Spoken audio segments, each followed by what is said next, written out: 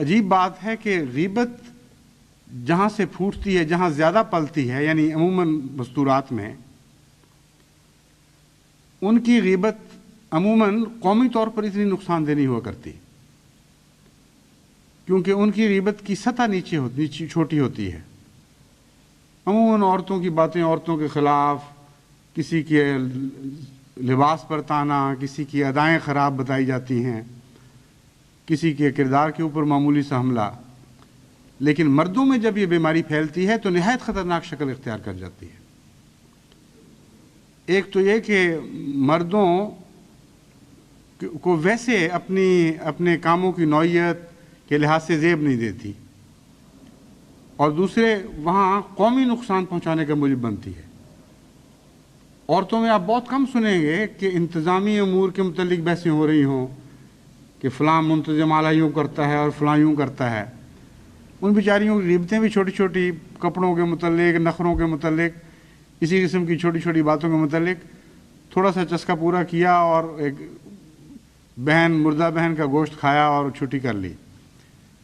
لیکن جب مرد غیبت کرتے ہیں تو وہ پھر بڑی تباہی مچاتے ہیں۔ وہ تو یوں لگتا ہے قبرستان اکھیڑ کر کھائے جا رہے ہیں، اور پھر بھی ان کو بھوک بند نہیں ہوتی ان کی۔ اس لیے بہت خطرناک بیماری ہے۔ قرآن کریم نے بے وجہ اس پر زور نہیں دیا۔ آن حضرت صلی اللہ علیہ وآلہ وسلم نے متعدد بارہا سوسائٹی کو غیبت سے پاک رکھنے کے لیے نصائح فرمائیں، اور افواہیں پھیلانے والوں کو باز رکھنے کی تلقین فرمائی۔ اگر ایسا نہیں کرو گے تو قرآن کریم فرماتا ہے کہ خدا تعالیٰ تم پر پھر ایسے لوگوں کو مسلط کرے گا، ایسے مومنوں کو مسلط کرے گا جو پھر تمہیں اس کی سزا دیں گے۔ یعنی یہ نہ سمجھو کہ یہ کمزوری کی حالت اسی طرح رہے گی۔ یہ کمزوریاں، اس میں بڑی عظیم الشان خوشخبری ہے۔ فرمایا ہے یہ جو غیبت پھیلانے والے اور غلط باتیں پھیلا کر مسلمانوں کے حوصلے بند کمزور کرنے والے، نیچے گرانے والے لوگ ہیں، یہ سمجھتے ہیں کہ اس کے نتیجے میں یہ غالب آ جائیں گے۔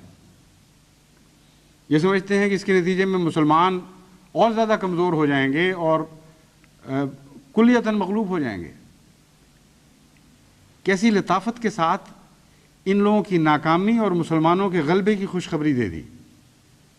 فرمایا جو چاہتے ہو کر لو، اس تقدیر کو تم نہیں بدل سکتے کہ بالآخر محمد مصطفیٰ صلی اللہ علیہ وآلہ وسلم اور اس کے ماننے والے مومنین کو خدا تعالیٰ غلبہ عطا فرمائے گا، اور وہ ایسی طاقت پا جائیں گے کہ پھر تمہاری شرارتوں کی تمہیں سزا دے سکیں گے۔ آج کمزوری